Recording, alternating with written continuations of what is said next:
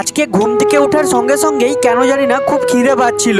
যাই তাড়াতাড়ি করে মাকে গিয়ে বলি। তারপর আমি মাকে বললাম, মা আমার খুব খিদে পাচ্ছে, কিছু খাবার বানিয়ে দাও না। আর বন্ধুরা, এটা তো আমরা সবাই জানি যে যতক্ষণ আমাদের মা আছে আমরা কেউ খালি পেটে থাকবো না। তারপর মা আমাকে বললো, এই তো ভাত বসিয়ে দিয়েছি, ভাতটা হয়ে গেলে গরম গরম খেয়ে নিস। এটা শুনে আমি ঘরে চলে এলাম, কিন্তু আমার এখন কিছু না খেলে হবে না, তাই বাধ্য হয়ে যে জিনিসটা আমি একদমই খাই না সেটাই আমাকে খেতে হলো। তারপর আমি কোনো রকমে বিস্কিটটা খেলাম। তারপর সন্ধ্যাবেলা আমার কোনো কাজ ছিল না বলে ভাগ্নির সাথে একটু লুডো খেলতে বসলাম। আর এই দেখো আমাদের লুডো খেলা দেখার জন্য কত দর্শক বসে আছে। আর ভাগ্নি তো টেনশনে বসে গেছে, ও জিততে পারবে কিনা। তারপর আমি মজা করে ওকে একটু জিজ্ঞেস করলাম যে আমি জিতলে আমাকে কি দিবি।